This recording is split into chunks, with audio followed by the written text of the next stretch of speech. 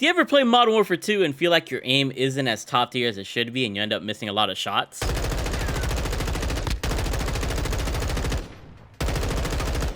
So much to the point that you wasted your whole mag, you couldn't body a dude?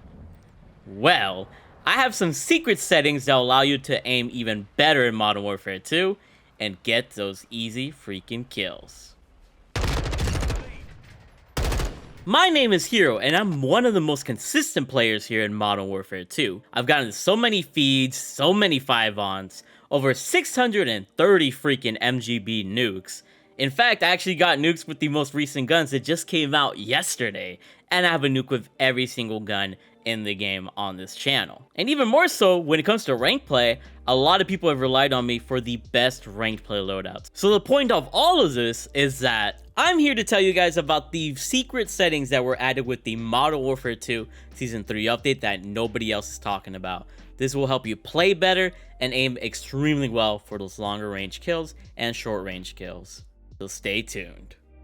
So what's up guys, it's here by Nino Orkwaji, and welcome to my new updated Season 3 settings for Modern Warfare 2.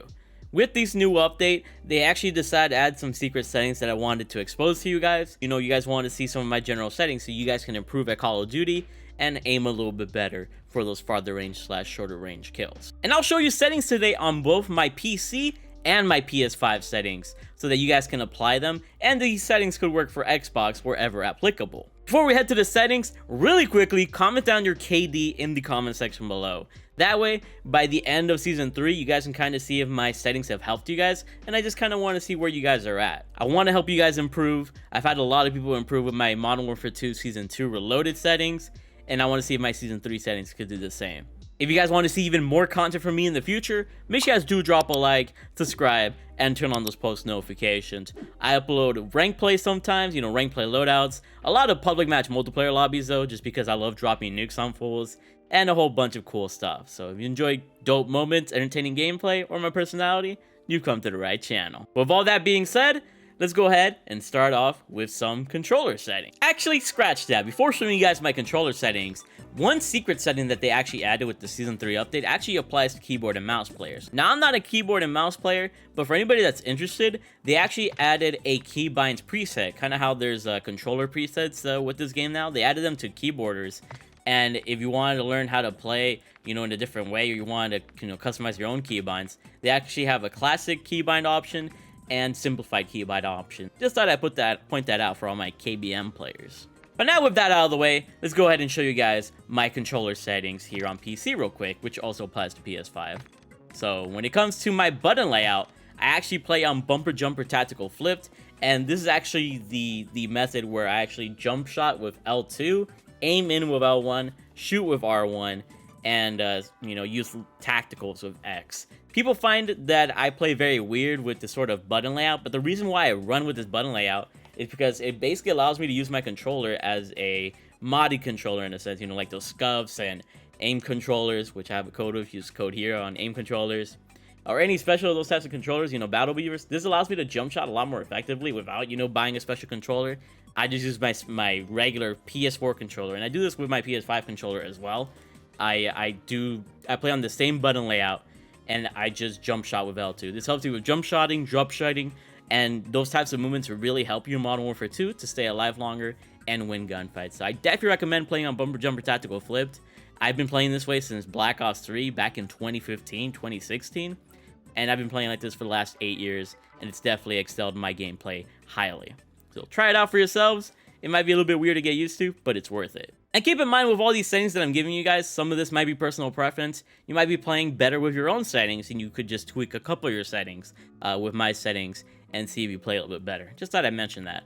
I don't play with controller vibration. I just feel like it kind of messes with your recoil, so I turn it off personally, but you could turn it on if you feel like you play better with controller vibration on. When it comes to horizontal sensitivity and vertical stick sensitivity, I have them both at 8 just because it's not too slow and not too fast. If you have it, you know, if you want to aim a little bit better for those farther range kills, I'd recommend going on a lower sensitivity. If you want to be able to turn on people a lot more effectively, then go on a higher setting. Me, I like being in the middle so that I can effectively turn on people with, you know, reasonable freaking speed, and I can still have that accuracy factor in there. So that's why I think 8 and 8 is the perfect way to kind of go about this.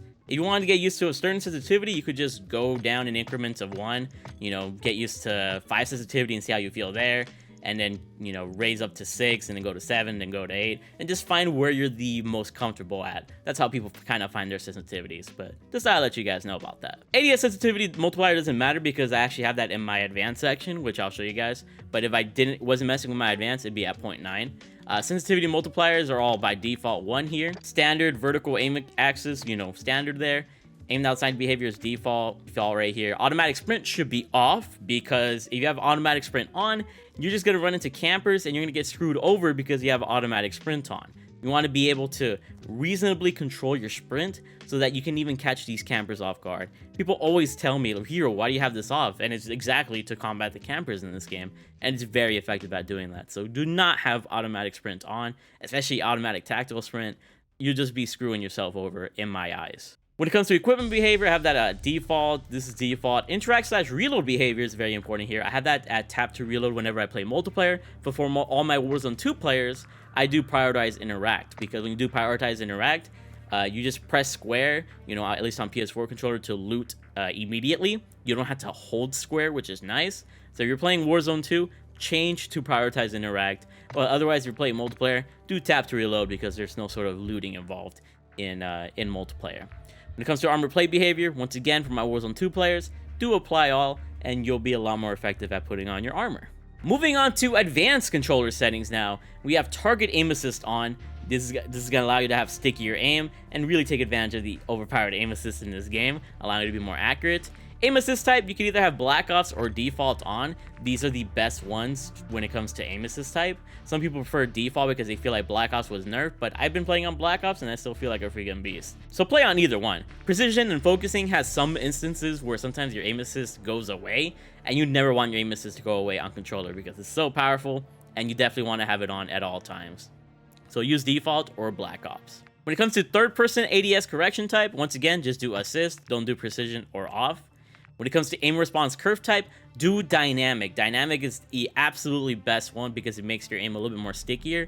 And pro players have tested this. You know, they all play on dynamic. I've been playing on dynamic since Modern Warfare 2019. And my man JGod and Exclusive Ace, they've made videos since Modern Warfare 2019, you know, discussing all the differences between standard, linear, and dynamic. And overall, it's been agreed that dynamic is the best one. ADN sense multiplier 1, instant transition timing, custom sensitivity per zoom. That's why my ADS sensitivity from the basic controller settings didn't apply. I actually have custom sensitivity per zoom.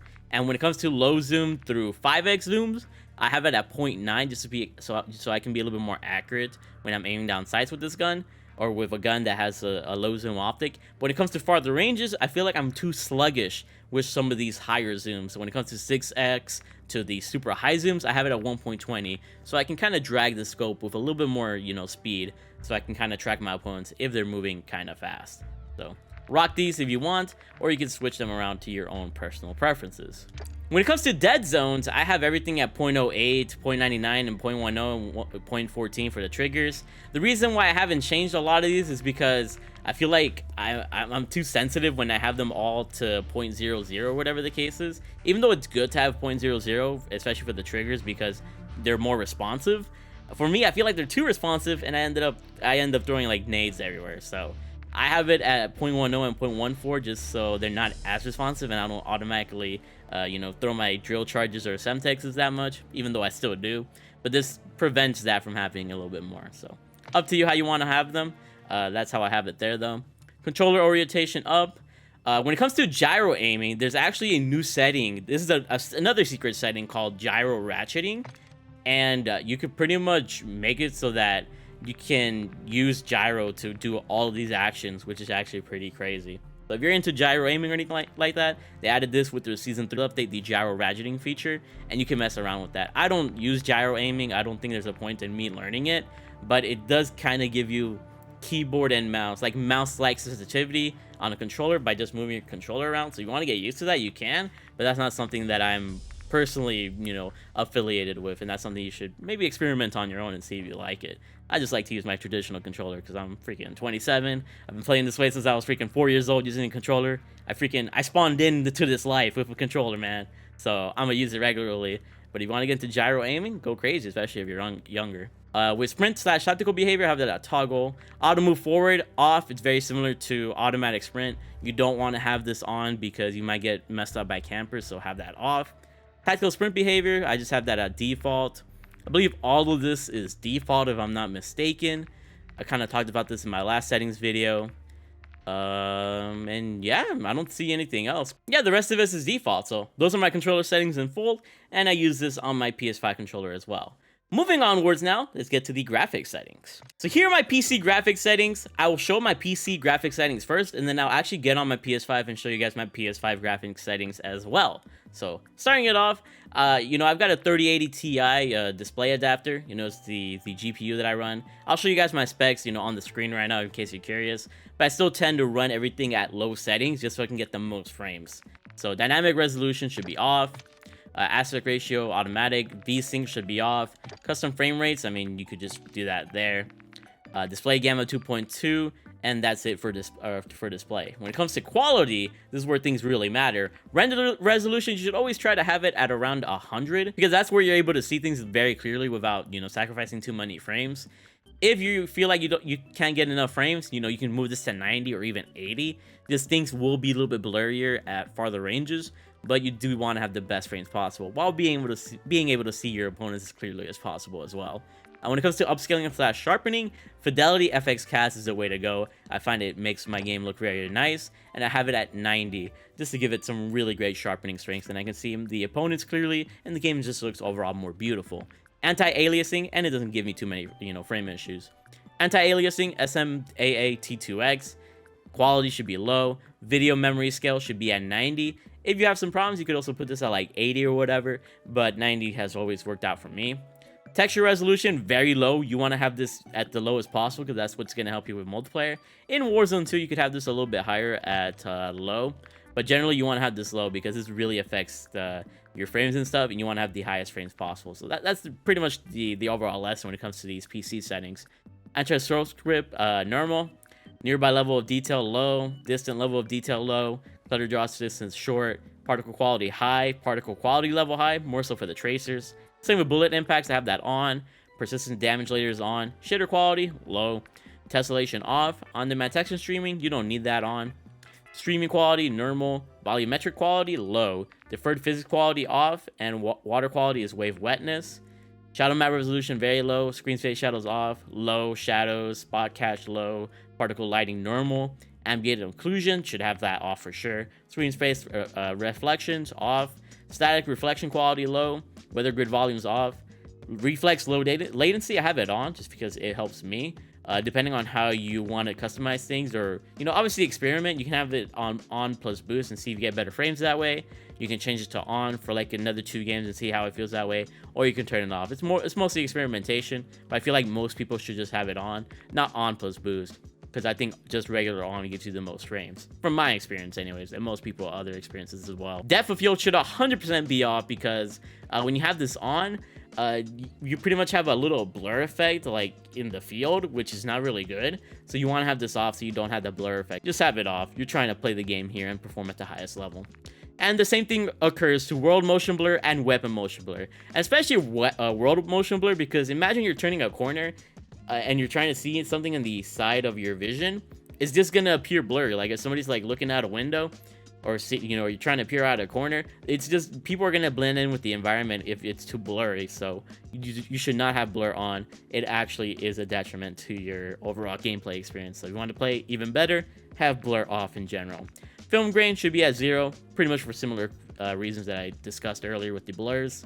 And that's it for quality. When it comes to view, field of view, FOV, I like it at max. I play at 120. Some people like playing at 100, 110, 105, but I just go all the way. If we have the feature, I'm gonna take full advantage of it so I can see as much of my environment as possible and locate my opponents.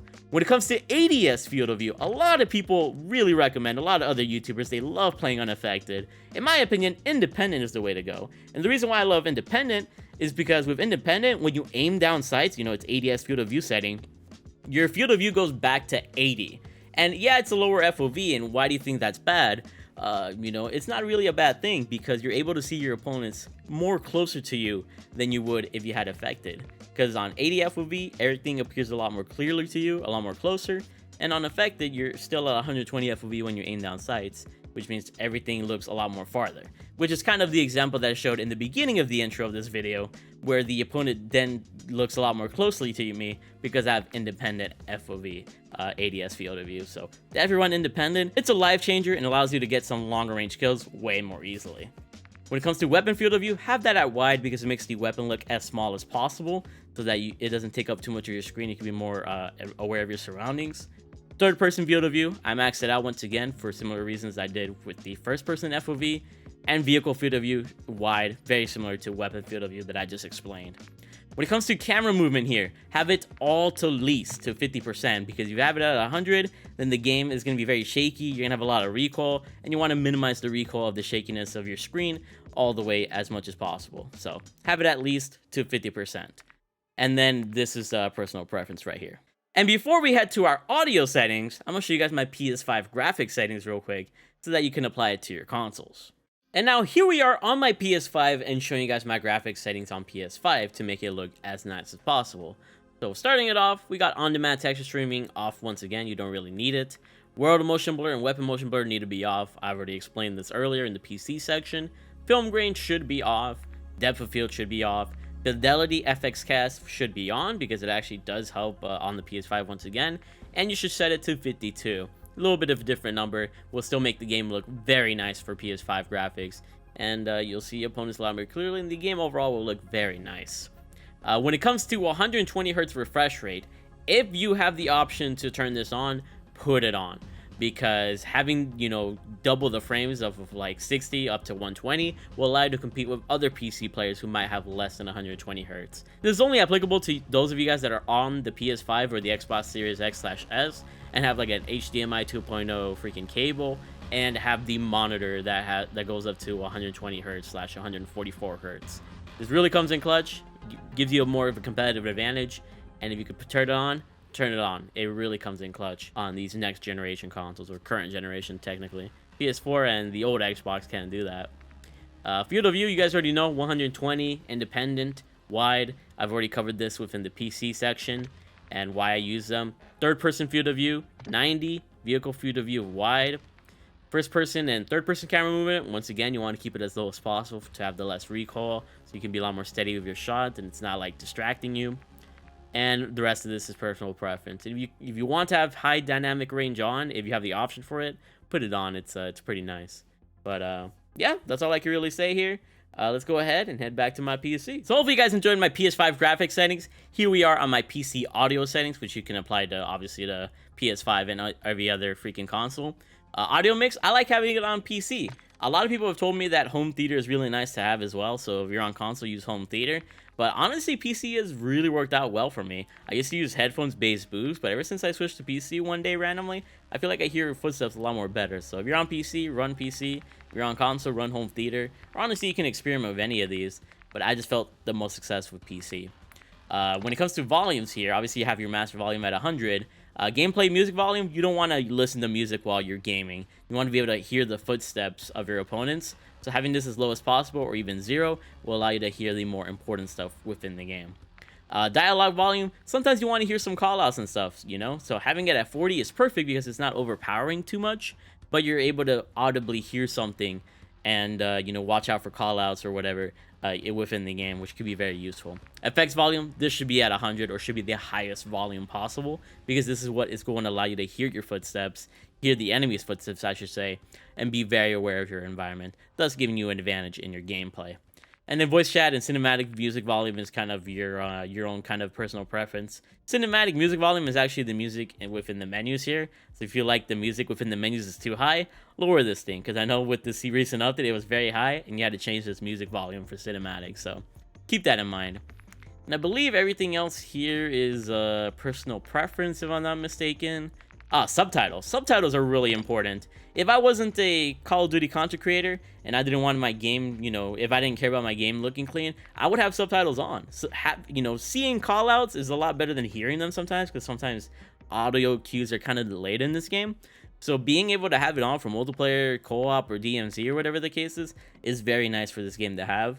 And I recommend if you want to have them on, have them on. That way you can see what's going on in your screen rather than having to hear something. Like if somebody calls in like a cruise missile or whatever, the Predator missile, you know, you can read it before it's like, you know, audibly cued to you or whatever the case is. Me, I just don't have it on because it kind of makes the videos look a little bit ugly for me.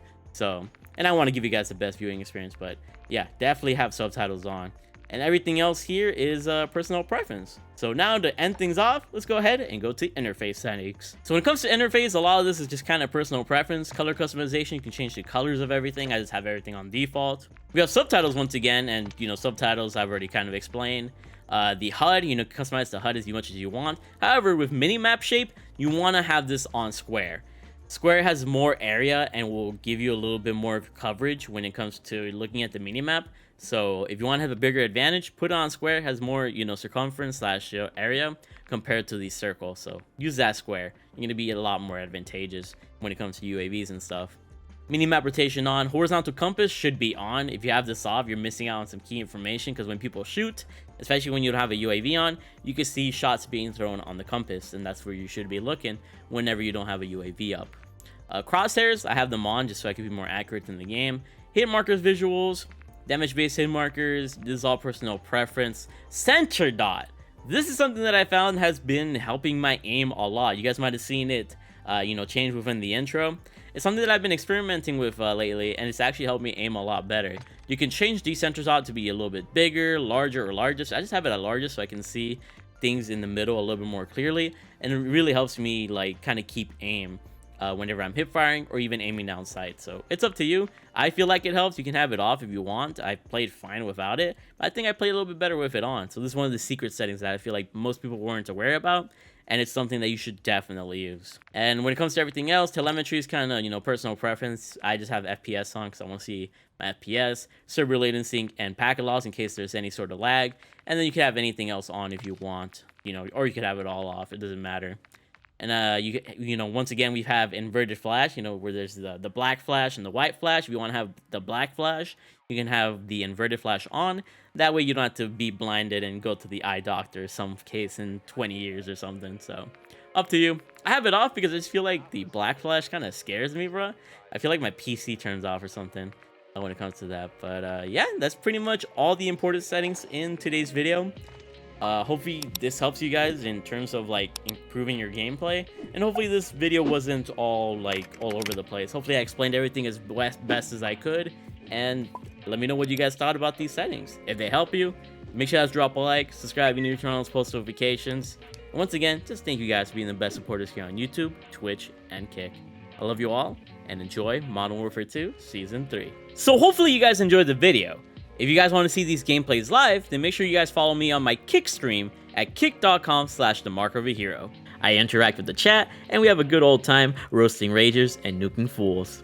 I also stream on Twitch at twitch.tv/themarkofahero, and you'll see a lot of the same action on there. Also, if you guys want to see even more videos from me, check me out on my second channel, More Hero. On that channel, you guys will see Warzone 2 gameplay, store bundles, and other miscellaneous videos that aren't here on the main channel. Also subscribe to my third channel, Hero No Commentary, where you can see raw Call of Duty gameplay from me with no face cam, no commentary, or anything like that. Just some chill COD ASMR. I'm also a partner of G Fuel, a gaming and energy drink performance company. If you're ever low on energy before a gaming session, before an exam, you know, early in the morning, or you need to work out or whatever the case is, you can go ahead and take some G Fuel. You might see it in the background of my videos from time to time, and I definitely recommend them. If you're interested, you can go over to gfuel.com and use my code BALLER for a 20 to 30% discount, and be a true baller and save that money, while also enjoying an amazing drink. My favorites include Party Punch, Hype Sauce,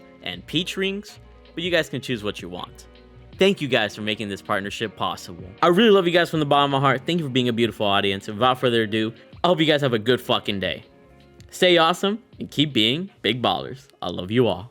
Shout out to the channel members as well. You're incredible.